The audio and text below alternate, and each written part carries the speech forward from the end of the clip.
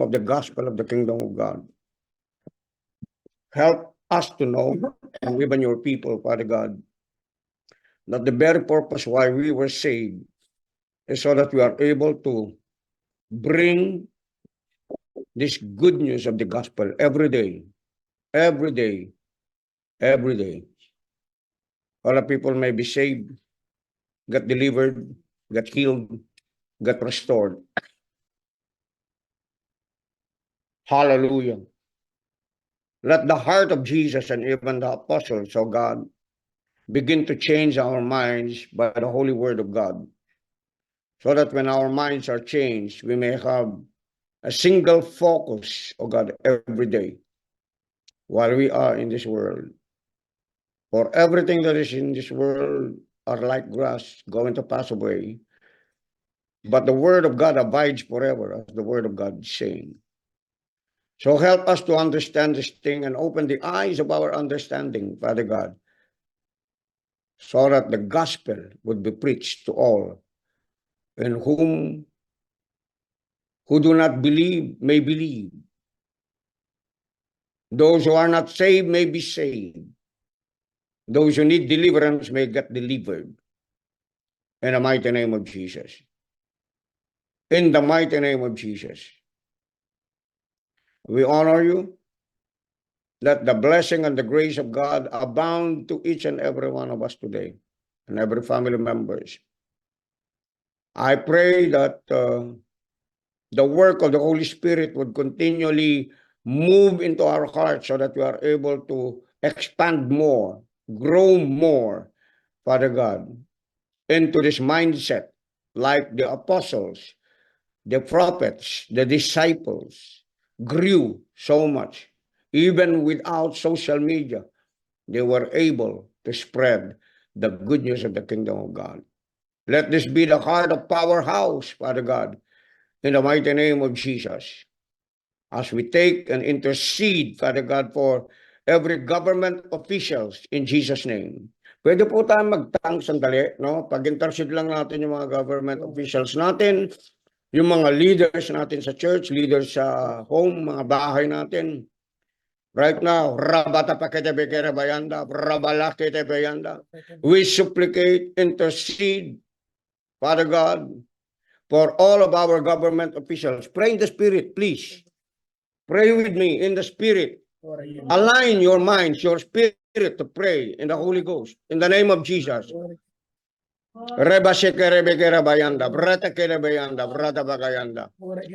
know that at this very hour we are in need of prayer. It's just because of the climate change, Father God. Yung mga bagay na nangyayari ngayon sa buong mundo, Father God. If we don't recognize it, prick our hearts, prick our conscience, oh God, to supplicate, to intercede, to keep praying unceasingly, Father God, in the name of Jesus. In the name of Jesus. Rubasya karabekarayanda. Hurabasya karabayanda. Brebagalabayanda. Huramasya karabayanda. Brekalayanda. Korabayanda.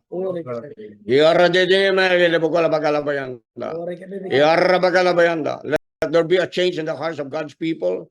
At every person who are going to attend, Lord, I pray that bring those people who are seeking for the truth, who want, oh God, to be used for the kingdom of God.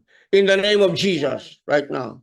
In the name of Jesus, Shikarabayanda, break those barriers, oh God, of resistance. Break those barriers, oh God, Irabayanda, of idolatries in the church. In the name of Jesus, right now.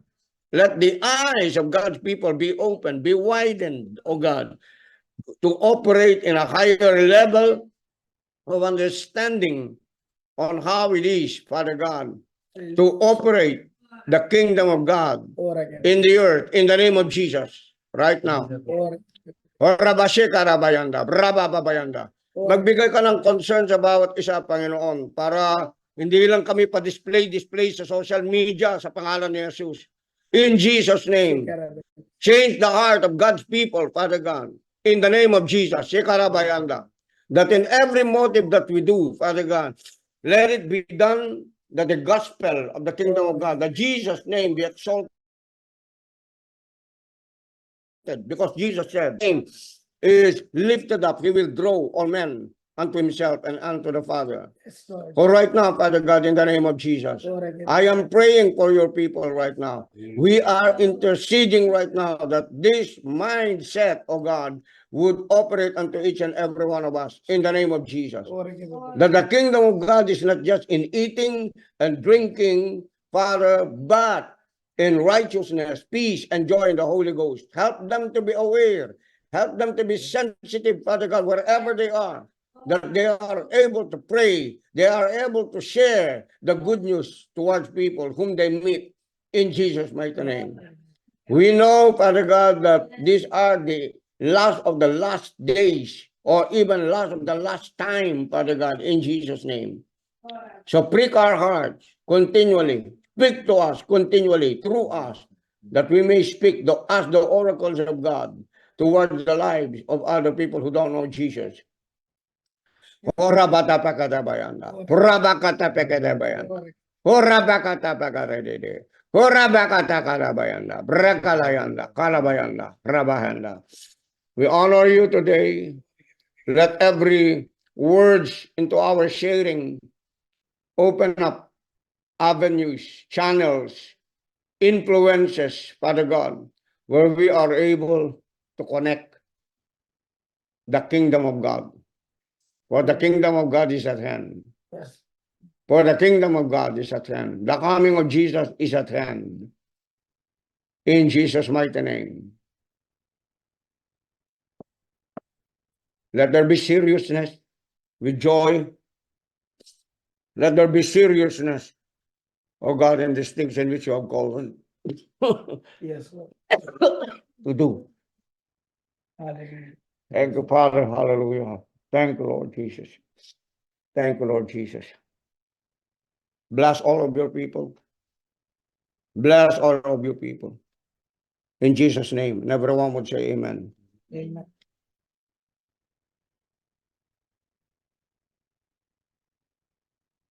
Okay po.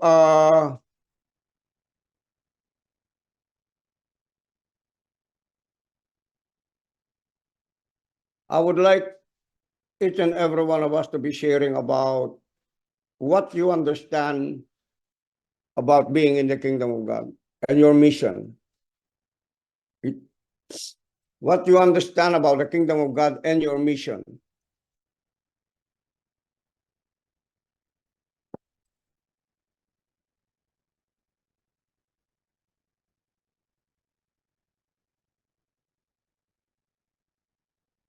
You could share scriptures.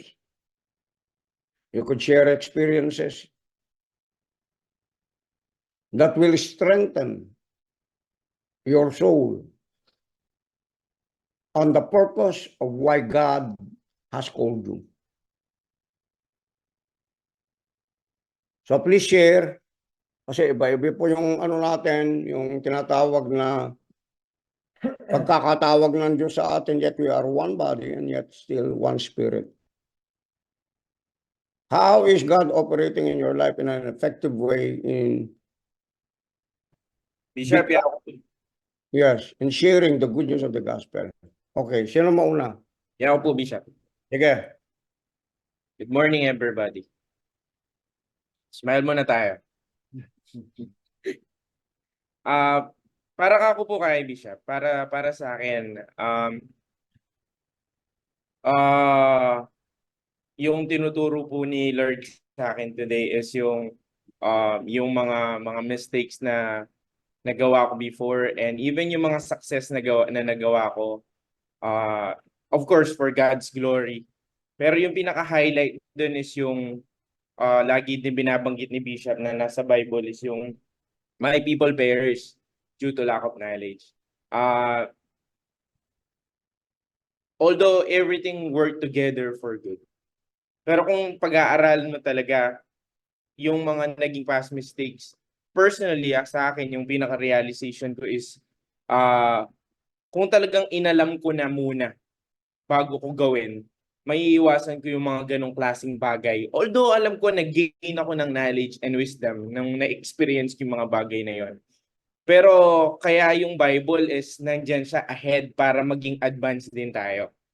That is why it's advantage for us to sit down and listen sa mga leaders natin. It's because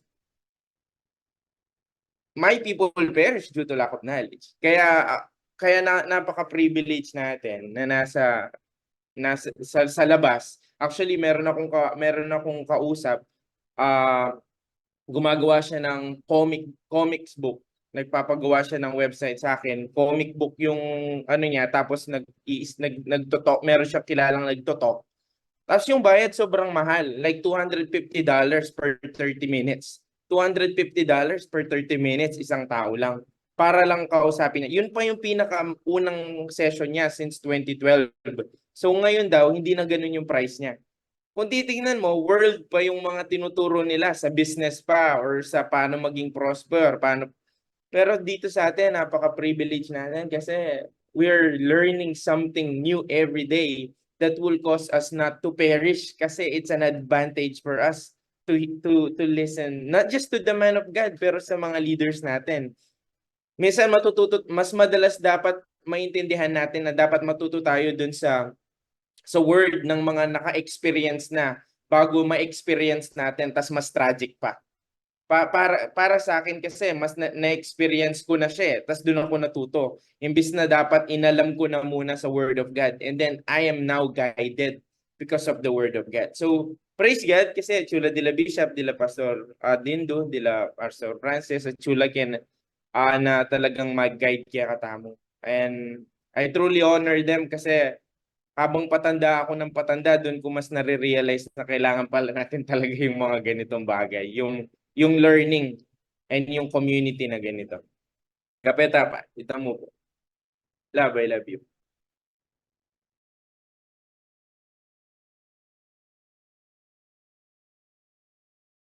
Mute, Bishop. Makamute kayo po.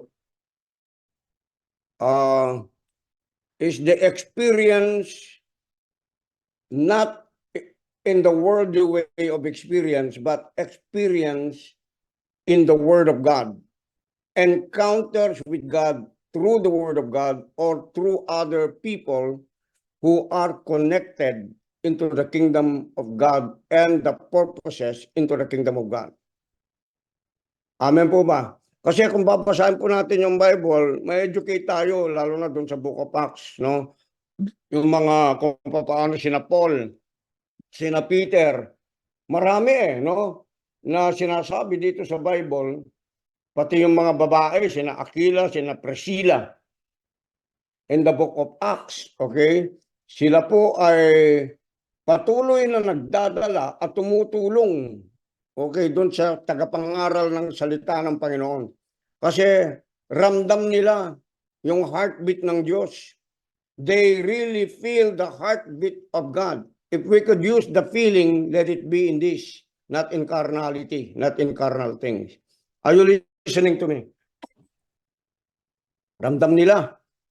Ramdam nila yung Diyos sa mga apostle, sa mga prophets, sa mga disciples.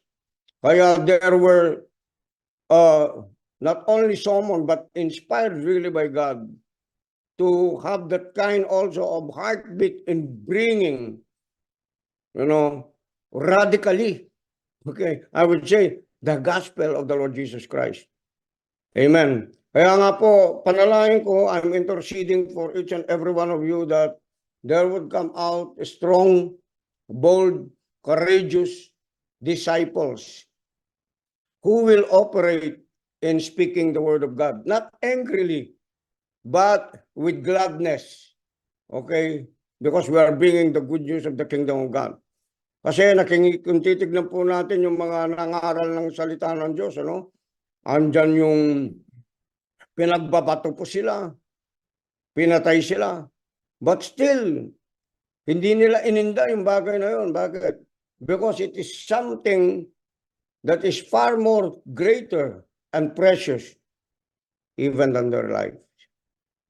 Kaya Revelation 12:11, the word of God says, we overcome the enemy by the blood of the Lamb, by the word of our testimony.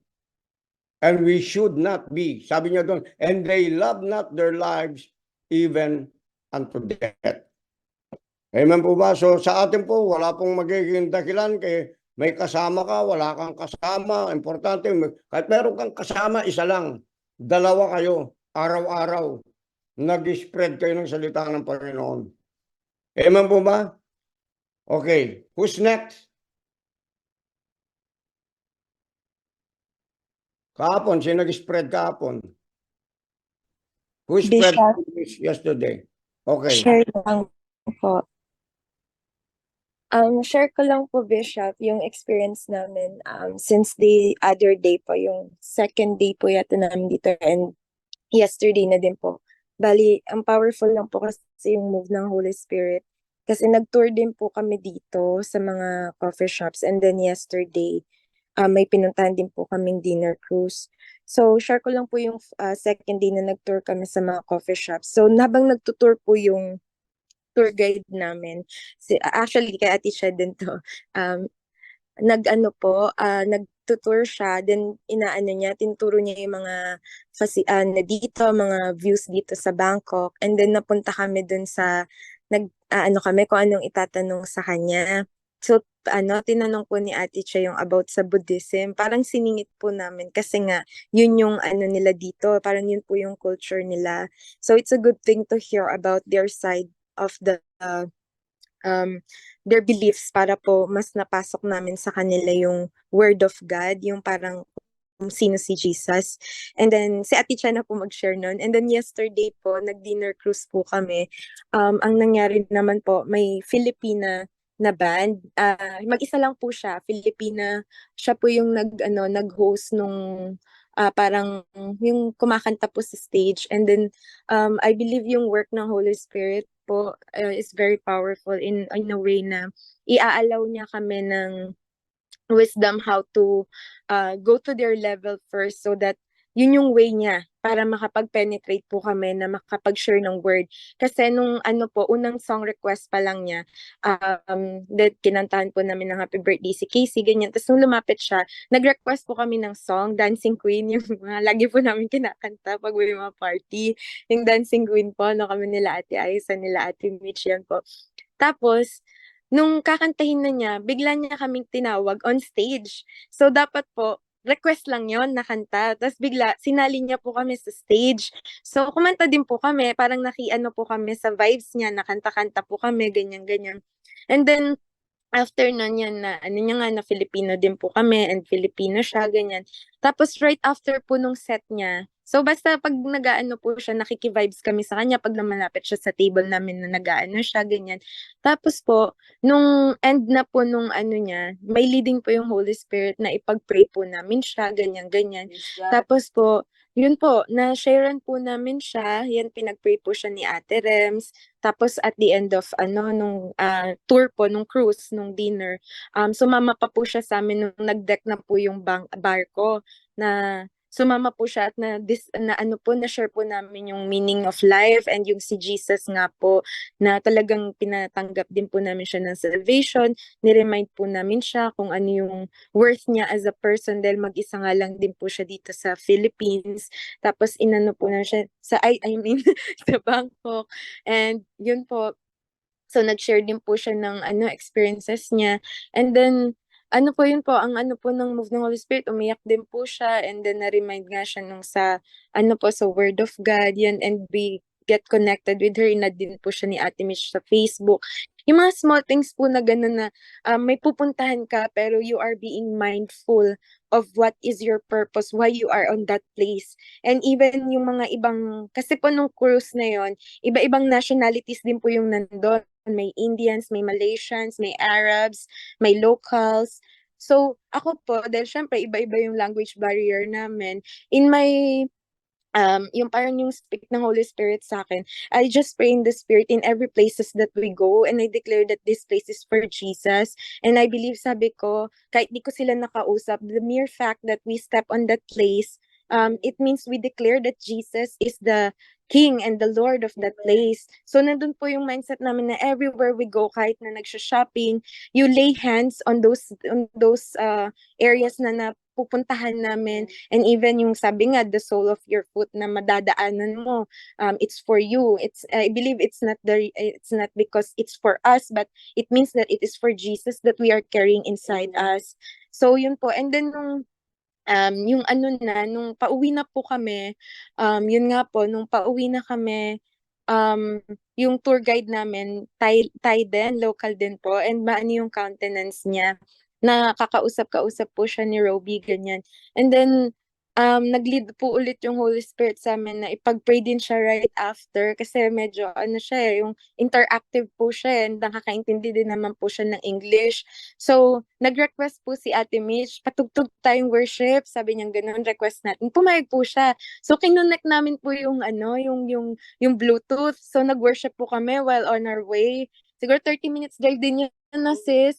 So, on our way, nakadalawang worship song pa po kami, or almost 2.5 po, kasi nung nag-park kami, yun nga yung sa Powerhouse Worship po. Kinakanta namin, and sobrang spirit-filled po nung travel namin, nung pauwi, na parang puspos po kami ng Holy Spirit, worshiping God, and yung mga dinadaanan namin na areas ng Bangkok, talagang inaano namin na as we worship, we also include that place, worshiping, yung parang kinocommand din namin yung nature to worship God, and even the angels, na i-guide yung mga angels ng mga nandun, na hindi nila alam yung authority nila about God, yung mga ganun po, about Jesus.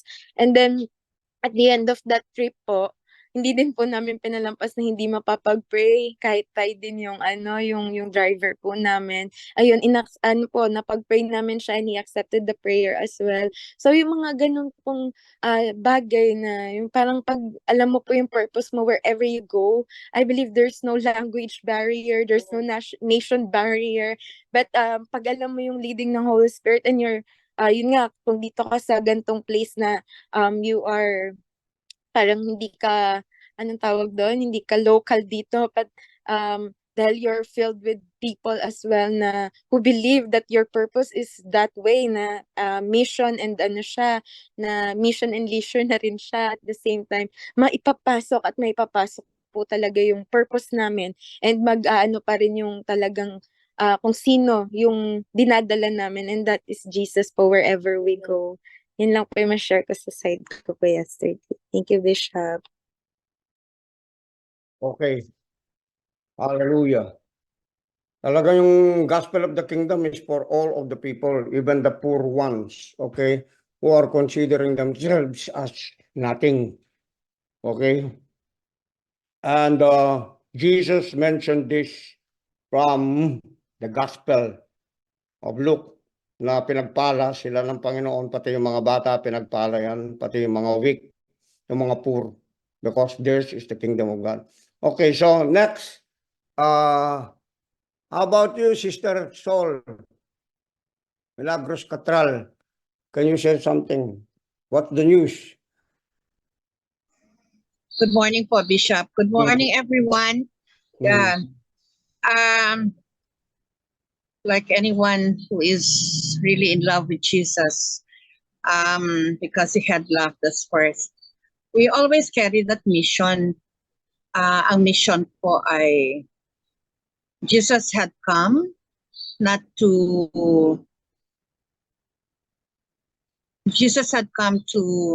save. It's not to condemn.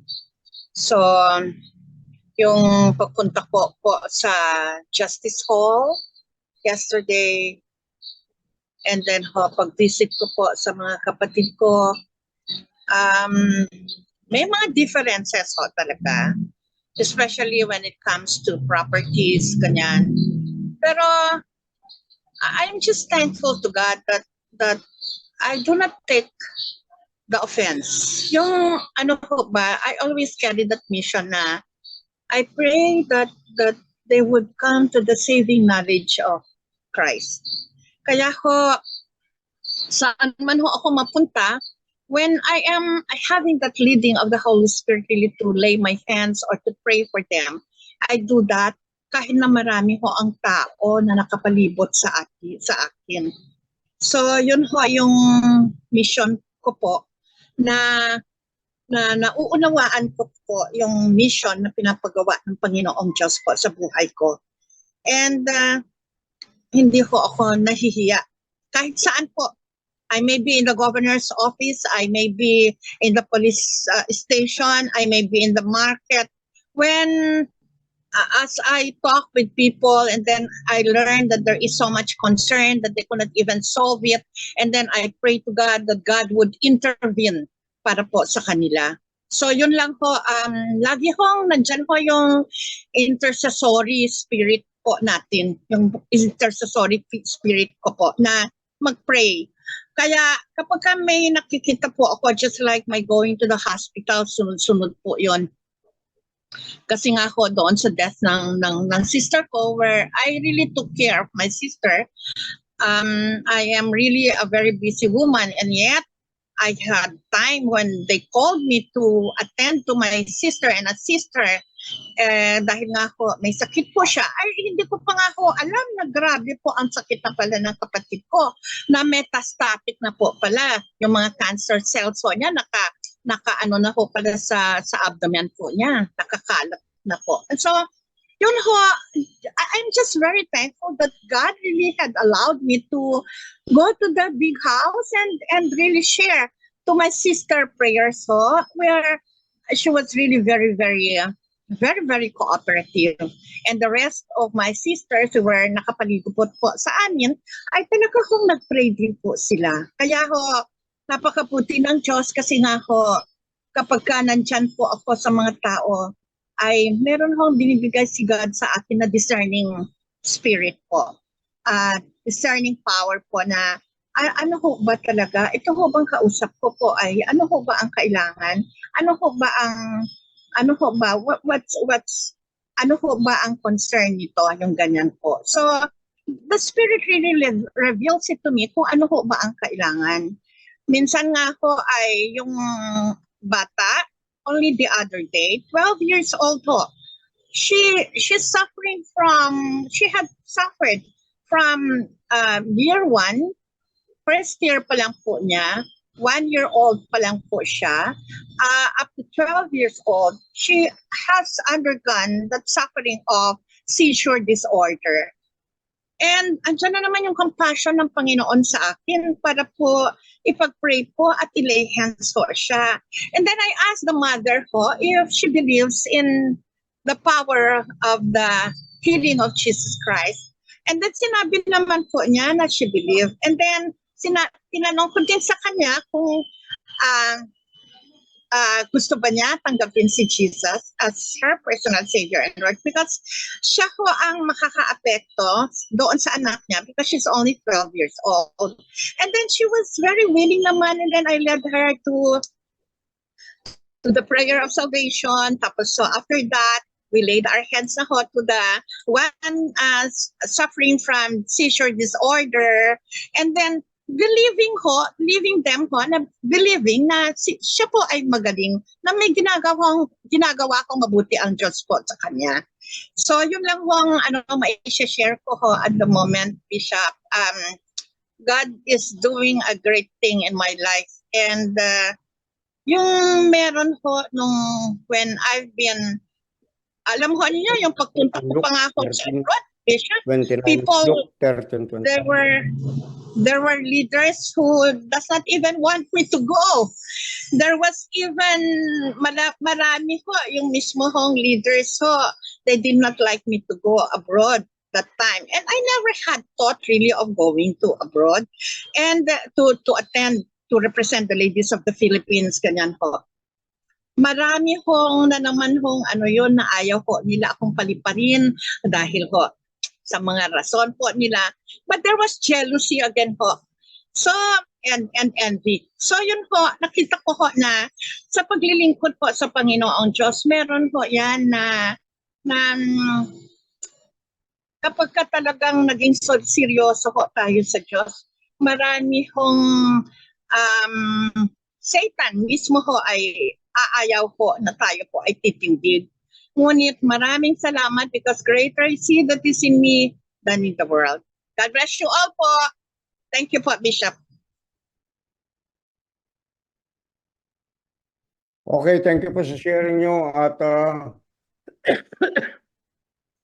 maganda po talaga yan, yung mga nag-share nyo sa social media. Eh, nakikita nila kayo, nakikita po nila yung powerhouse talaga kung gaano tayo active sa evangelism. Kasi ang attraction po niyan, hindi lamang doon sa mga kilala nyo, kundi maging doon sa mga taong nandyan sa gobyerno, nandyan sa mga negosyo, nandyan doon sa mga eskwela, sa mga schools, nandyan doon sa mga pamilya na kung nilalagay po natin sa social media yan po ay nakakapagbigay ng influence na kung paano talaga mabuhay. Ba't iba yung buhay ng mga ito? Ba't laging gospel yung sinasabi ng mga ito? There are others, hindi sila masaya kasi unang-uno sa lahat, kaya hindi sila masaya. They don't know Christ Jesus. Para tayo nun, okay? We're trying to make ourselves happy. But the truth is that the happiness is not really in there. The joy of the Lord is not really in there. A relationship with Christ is not really in there. Kaya kahit anong gawin mo, okay, whatever we do before we were converted, we are doing everything according to carnality and the corruptions of the flesh. Sinful life eh. Sinful life po yun. Kaya dapat alam po natin i-differentiate talaga yung tinatawag na buhay ng mundo at buhay ng nasa kaharian ng Panginoon. Para yun po yung pathway natin. That would be our pathway in our lives every day. That there must be something that should be done into the kingdom of God every day because we are already not citizens of the world, but we are citizens of the kingdom of God. May babasahin po akong scripture, no? Sandali, no? Bago ko mag-share yung iba. Okay. We're waiting for the next sharer, no? Sabi niya rito sa Luke 13, Luke 13, okay, 29. Luke 13:29. Follow me, ESV translation. And sabi niya rito, sabi ni Jesus,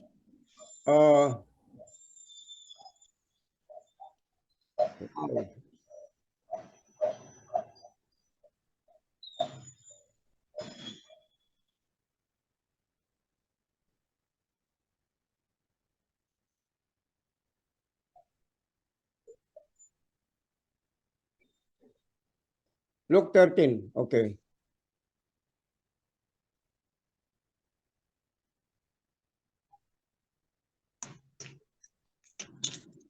Ang ganda po nito. Ang dali lang po, ano? Para makuha natin yung content at saka yung context.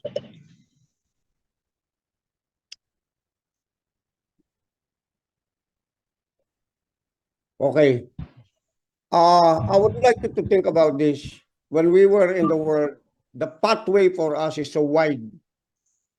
When a pathway is so wide, you have to understand that your thoughts are too scattered, not able to know and determine which road or pathway are you going to choose. That's why Jesus said, wide is the gate that leads to destruction and narrow is the gate that leads to eternal life. After that, we have been converted because we have a default of the sinful nature. Even though we are hearing the word of God, still our pathways are still wide.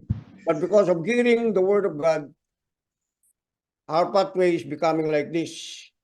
Kasi yung mga option natin sa isip natin patungkol dun sa balak natin, mga panaginip natin, mga gusto natin gawin sa buhay natin na mga makasariling, and wala pong masama doon, ano? I'm not attacking anybody.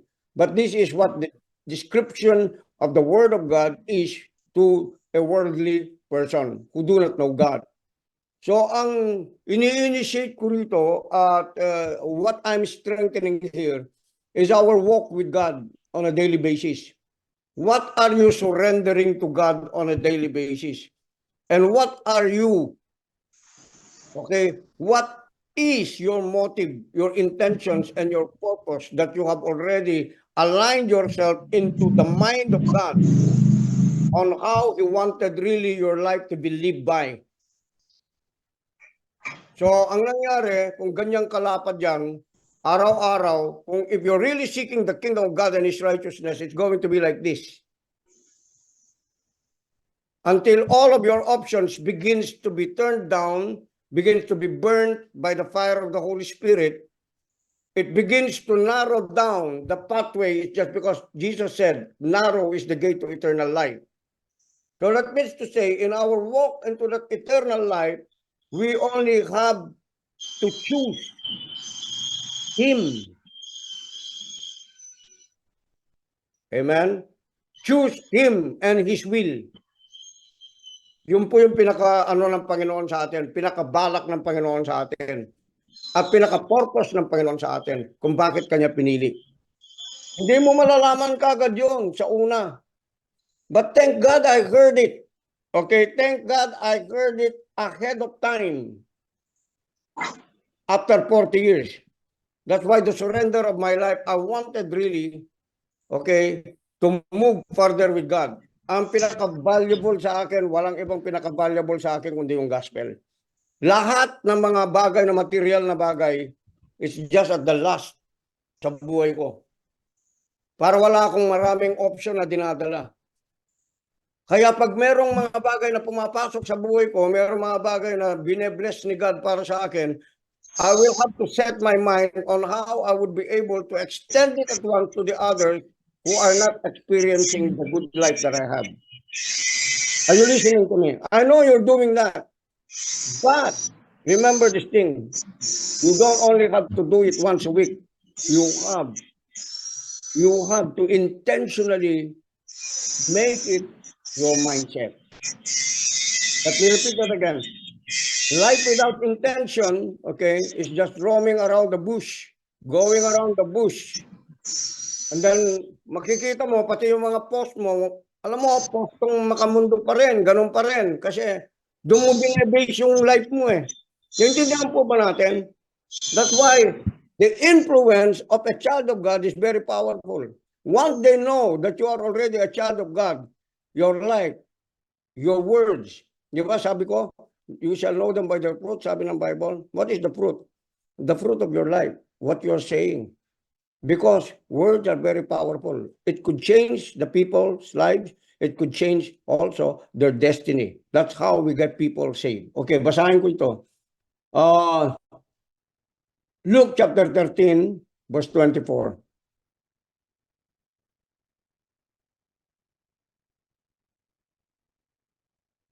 Now 23. And someone said to him, Lord, will those who are saved be few? That's a question, okay? And he said to them, si Jesus, iba siya, kapag may tanong ka, ipapaliwanag niya, pero hindi niya sasagutin kagad ng, hindi, konti lang, hindi siya ganon. Okay, papaliwanag niya muna, tapos ikaw yung mag-determine, you're the one who will think, he will give you a thought for you to be able to be provided where he is coming from and why did he say that. And then you yourself will be the one to choose. You yourself will be the one to understand. He will poke you into something. Are you with me? Amen? Kumbaga parang meron siyang iti-trigger sa atin. Tapos sabi niya dito sa 24, strive to enter through the narrow gate, narrow door. For many, I tell you, will seek to enter and will not be able. When once the master of the house has written and shut the door, and you begin to stand outside and to knock at the door, saying, Lord, open to us, then he will answer you, I do not know you, where you come from. Now, the one who is asking here is one of the disciples, okay? They're saying, Lord. So, not anyone who's saying Lord is really following the ways of the Lord.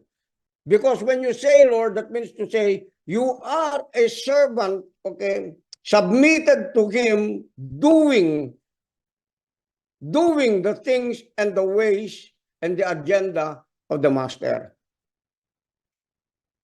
Okay? Kaya nga tinatawag mo Lord eh. Kaya nga yung mga nagsaserve, kahit nga yung mga nasa Old Testament, they call their husbands Lord, they call the prophets Lord, they call kings Lord. Okay? So sabi niya rito, 26,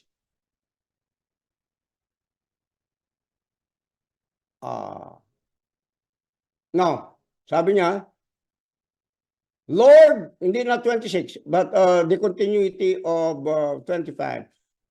Lord, open to us, then he will answer you, I do not know you, where you come from. Verse 26. Then you will begin to say, we ate and drank in your presence, and you taught in our streets. But he will say, I tell you, I do not know where you come from. Depart from me, all workers of evil. This is saying something about the unbeliever, and there are also Christians, amen, who have received the Lord and are not yet still walking into the will of God. You could be a Christian, okay, doing evil or walking in the same ways just like as the world walks. Are you getting me? Amen. It doesn't mean to say you're totally evil because you have already received the Lord Jesus Christ. So anong kailangan po natin dito? It's a constant renewing of the mind and a reminder that we're no longer of the world. We have a different intentions. We should have a different purpose sa mga buhay natin. Yun po ang ibig niyang sabihin. Because if you have been born into the kingdom of God, surely if the Holy Spirit is in you, He will prick your conscience. He will speak to you. Your mind will be renewed unto your former selfish ways, self-centered ways, and become the way of Christ in your heart. Amen? Kaya nga kung minsan, pag nagne-negative ka, when you're having negative thoughts in your emotions, the only way to rule your emotions is align your thoughts into whatsoever things that are true, pure, lovely, and of good report, that there is a virtue in it. Sabi ng Bible, you have to think on these things. What are those things that we need to think about? It's thinking about what God is thinking at the very moment and the very hour that we are alive. It becomes our heartbeat. Kaya mayroong mga tao tatakot mamatay. Kahit mga Kristiyano tatakot mamatay. Alam niyo kung bakit? Hindi sila totally namatay kasi sa sarili nila. Are you listening to me? That's why masika niya attraction niya to. Malakas yung attraction ng mundo sa kanila. Okay. Display of the flesh, pride of life. Are you getting me? I'm not condemning. I'm just reminding you. Okay, I didn't say go out, wasak-wasak sulod mong malan. No, I'm not saying that. But always check your heart. Are you with me? I said always check your heart. Because our life is so exposed already to people. And I believe that all of you who are here right now are listening to my voice. You're hearing what God is saying. You are hearing, even though I'm not speaking, you're hearing the Holy Spirit speaking to you. Amen. Kaya sabi niya rito, in that place, there will be weeping and gnashing of teeth when you see Abraham and Isaac and Jacob and all the prophets into the kingdom of God, but you yourselves cast out, sabi niya. This is just a warning, okay? This is not to threaten you, to scare you, to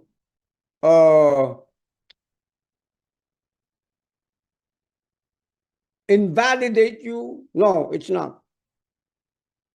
Okay, no, it's not. But this will sharpen us. This will narrow our perspective. This will narrow your mindset. If you're always double-minded, kasi yung mga Kristiyano lagi lang mo problema, alam po ninyo kung ano, hindi nila alam yung isip ng Diyos. Hindi nila naintindihan kung paano mag-isip ang Panginoon. Ang Panginoon, napakasimple lang yung buhay niya. At yun ang exampleship na gusto niyang mangyari sa atin, gawin natin. Ano yung example ni Jesus na nabubuhay siya rito? What is the example of Jesus when he lived this earth? Yet he owns everything. What is it? That's why he's saying all things are yours. Sabi na Paul, 1 Corinthians, 2 Corinthians 3:22, di ba? All things are yours. When you are in Christ Jesus, amen, what does he's telling us? If you live your life for me, like me, amen, like the apostles and the prophets did, you are sure of the life you are sure of the light that you're dreaming and you're asking and wanted. And sometimes, okay, it's not what we want. It's what God wants. It should be. Amen po ba? Kasi nabubuhay si Jesus, he never did mention a lot of that kind of stuff. Okay? He was so focused on the will of his Father. Father, I pray. Okay? Yung prayer ni Jesus, okay, always that the kingdom of God be done here on earth as it is in heaven. Second, John 17, ano yung prayer ni Jesus? Nag-initiate siya ng prayer ng ng isang prayer ng isang tao o isang anak ng Diyos, no? Our Father who is in heaven, hallowed be your name, your kingdom come, sabi niya. Okay, thy will be done on earth as it is in the heaven. And give us this day, okay, our daily bread. Ano yung sinabi niya? Daily bread? Daily bread. Yung kakainin mo, yung sufficient unto the day, amen, only. Are you listening to me? Kasi sabi niya, sufficient unto the day is evil thereof. Saan nanggagaling yung anxiety, yung fear, yung worry? Yung meron ko na, gusto mo sobra-sobra pa. Kaya nangyari, nagkaka-stress yung tao. Mamaya, nadagdagan yung responsibilidad mo, na-stress ka kasi hindi mo na alam kung ano yung gagawin mo. Nakikita po ba natin ito?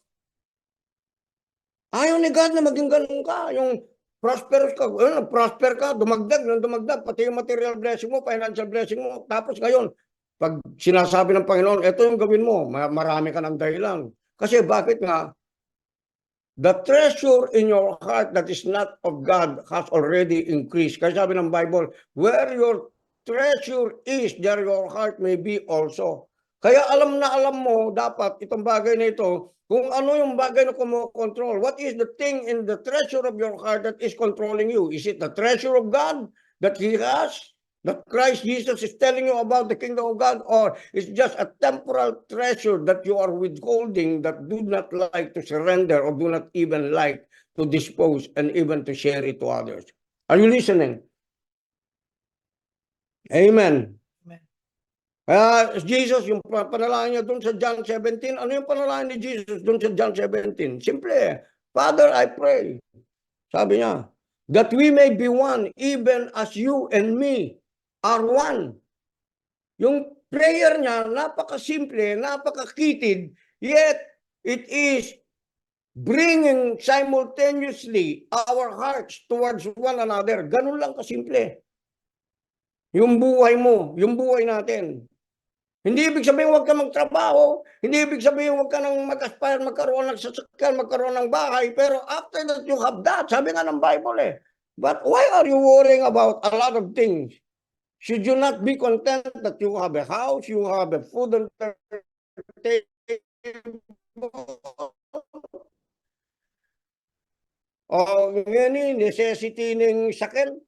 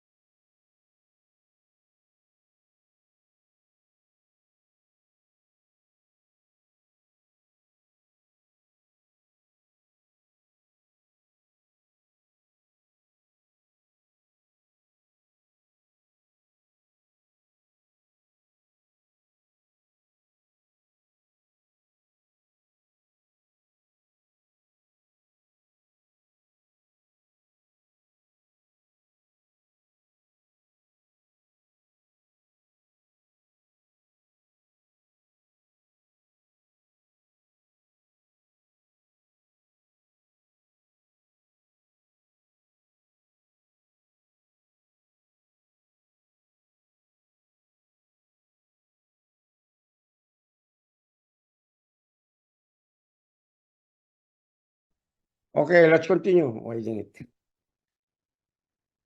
Intermission. Okay. So ito po, no? When you're hearing this, seemingly parang,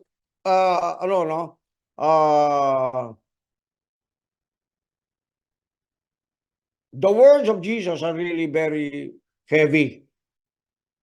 My weight, mararamdaman mo talaga. Okay? When the conviction is present, remember that Christ is pricking your conscience. God is not condemning us. But the problem with this generation, okay? Anything that we do, out from the truth of the Word of God, we say it's condemnation, most especially if it's breaking our heart and we are not in that premise and we are not growing in that.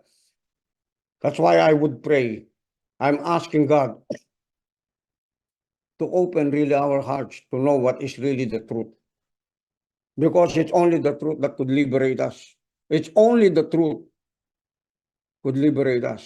Are you listening to me? Wala pang ibang makapag-liberate sa atin. Wala. No matter how much we have in this world, nothing could liberate you. Are you listening to me? Okay, sabi niya rito 29, and people will come from the east, ito, and people will come from the east and west and from the north and south and recline at table in the kingdom of God. And behold, some are last who will be first, and some are first who will be last. Now what is he saying? To the four corners of the whole earth, they need the message that we're carrying. Kaya nga ngayon, because Filipinos have a missionary heart, they can talk different language. They can adjust themselves. Kahit anong klase, anong uri ng pagkain, marunong silang mag-adapt. Ngayon pa lang tinitrain na kayo ng Panginoon kung bakit kayo dinadala sa iba't ibang bansa. Hindi lang para mag-tourist kayo, mag-tour kayo, hindi. Para maging missionary kayo. Naintindihan po ba natin ito? Para dalhin ninyo bilang apostolic, yung apostolic at yung prophetic anointing, dalhin ninyo sa ibang bansa. Kaya nga, pag nasa ibang bansa kayo, halimbawa, nagpaplano kayo sa ibang bansa, pero kung wala kayong plano na halimbawa, yung, Lord, sana I would meet a person. Okay? I would meet a person here in this place where I'm going because I know this is your will. Not just for me to go there and have a vacation. Let's go to have a vacation. Okay? I didn't say don't. I didn't say don't. It's okay. But isama nyo lagi sa agenda nyo yun. Kung halimbawa pumupunta kayo ng ibang bansa, ipag-pray nyo. Probably it would be a business opportunity. Pero that businessman that God is going to give you, connect you into, will be part of the kingdom business. Always have that in mind because that's how God thinks. God doesn't think apart from any of His program, apart from any of His agenda. Kaya yung mind natin, lagi natin inaalay niyan, tinitignan natin, okay? Ito yung agenda ni Lord. Dito tayo. Are you listening to me? Amen. I pray sana kahit nagsama-sama kayo dyan sa abroad, nagpe-pray pa rin kayo ng umaga, no? Thank God for you, nandyan yung mga iba, nandyan yung mga nasa abroad, no? Nagpe-fellowship pa rin kayo. That's very good. Okay, ang ibig sabihin, you stay connected. Kaya, halimbawa, yung mga natin, yung mga ginagawa ninyo, yung influence, yung bawat, halimbawa, kung pwede nyo talagang, yan, laging dinodocument, no? Kung ano nakita natin, part ng powerhouse, yung exploit na ginagawa niya, kahit hindi kayo, hindi kasama, doon mismo doon sa sharing na yon, i-share nyo, i-tag nyo, i-share nyo, para nakikita, okay, na itong mga powerhouse people na ito, makaka-inspire tayo. Are you with me? Amen? Na nag-i-influence talaga ng kingdom of God. And that's so when you are invited, wherever you are invited, they will see. Pag sinabi mo, yung church nyo, powerhouse church kami, makikita, pati yung lahat ng members of the body of Christ, of the bride of Christ Jesus, are really one in spirit, are really doing the same thing daily, every day. The intentions, the purpose, the plan, the objectivity of God is always in us and among us. We are united. We are agreeing always with what the Father, Son, and the Holy Spirit is doing in the earth in these days. So makikita po nila yan. Okay, so in-advise ko po kayo ang bawat isa sa atin, no? Na kung kailangan yung tulong ninyo, nakita nyo, halimbawa kahapon, nagpadala ako dun sa Manpower. Sabi ko, our brother Norman Keynes already passed away. Okay? Pag po nagme-message ako, Intindihan po ninyo ako, no? Kasi ako linagay ng Panginoon na leader ninyo. As if Christ is the one speaking to you, the head. Remember that. Pag naglagay ako doon, bigyan nyo ng pansin. Sumagot kayo kagad. Are you listening to me? Amen. Alam natin dapat yung military protocol sa kingdom ng Panginoon. Okay, yung mga taong sensitive, alam nila. Okay, meron namang nagsabi, Pastor, kami pwede kami, mamayang gabi. Okay, ganun po yun. Tapos pag meron akong pinadalang mga notes doon, tignan ninyo, kayo mismo na merong tinatawag na clustered na talent, na skill. Okay, according dun sa mga kailangan natin, kaya natin linalagay sa 7 megastrician, leaders, no, manpower. Yung mga sa manpower, wag po tayong magtatapon doon ng mga bagay na walang kwenta. Alam ko naman, wala pa, no? Pero ang importante dito, yung it should inspire one another into the kingdom of God, into God's business, into His kingdom. Kasi kahit business yan, I call it God's kingdom business. Pagka yan hindi naka-hook up sa kingdom business, it's not the business of God. It's just your own business. Carnal business. Are you listening to me? Amen? Kasi malawak ang kingdom ng Panginoon, mayaman si God, pero dapat naka-hook up ka talaga doon sa mismong balak ni God sa lahat ng bagay na ginagawa po natin. Amen po ba? Okay. So, 8 o'clock na. Thank you for listening. And I pray that all of us would continually speak our heart together to people. Kahit saan tayo, kahit doon sa trabaho natin, sa mga negosyo ninyo, ministry, walang pinagkaiba yung ministry sa business, sa trabaho ninyo. Lahat ng ginagawa nyo, kahit nasa loob kayo ng bahay, nagtatrabaho kayo, nagsaserve kayo sa mga pamilya ninyo, that's ministry. Paglabas ninyo, meron kayo nakita, sineran ninyo, binigyan nyo, tinulungan ninyo, that's ministry. Nasa trabaho kayo, dumarating kayo sa oras, hindi kayo nagiging toxic doon sa workplace, blessing kayo, that's ministry. Amen po ba? Pumunta ka ng abroad, amen? Kung sino mga tao na nandun, and you're doing great things, really good things that really comes from the Spirit of the living God, that's also ministry. Whether kumakain ka, sabi ng Bible, umiinom ka, whether you are living or whether you die, sabi ng Bible, you are of Christ. You are from the Lord. So tandaan po natin ito, araw-araw, lagay natin sa isip natin. Be encouraged today and be strengthened because the Lord's gonna use you today. Amen po ba? The Lord's gonna use you today. Bear that in mind. Kung meron kayong mga kahilingan sa Diyos, keep doing the will of God because God knows what you need. God knows your desire. And the Bible says if you delight yourself unto the Lord, He will give you the desires of your heart. Keep delighting yourself into the Lord. Amen? Kung wala kayong, halimbawa, yung mga iba, hindi mo maisip paano magkaroon ng kabuhayan, pero meron kang skill, meron kang tao, talent, meron kang pwedeng gawin, i-ano mo yung sarili mo, paggamit mo yung sarili mo, serve. Amen po ba? Serve. Yung mga iba, marunong ka sa bahay, serve. Yung iba, marunong ka magluto. Baka po, bisa kayong paluto. Mukha na ako, karangaliwa, kapatid. Amen. Baka gusto po ninyong mag-help ako. Di ba? Kung ganun ka, ibig sabihin, yung pera nandyan lang. Hindi ka magugutom. Sigurado kapag nag-serve ka, meron ka rin blessing. Are you with me? May food, clothing, money. Darating yon. Kasi kung gusto mo lang ma-bless pero ayaw mo magtrabaho, kahit ang Bible sinasabi niya. Amen. Huwag pakainin yung mga taong ayaw magtrabaho. So, remember this thing. There should be no idle people in the body of Christ because an idle mind is the devil's workshop. From time to time, babanatan ka ng kaaway pag wala kang ginagawa. Kaya importante, I would like your mind, just like as the scripture is saying, kailangan you have a mind to work. You have a mind for action. And thank God you are the people. Amen. You have been hearing, you've been learning about what God's intention is for your life and the purposes of God in your life are so strong. Remember that. God loves you, and God be gracious to you and be merciful.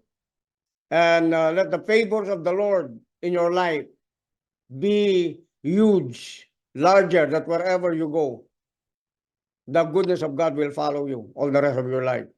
Amen. God bless po sa inyo lahat. Thank you po.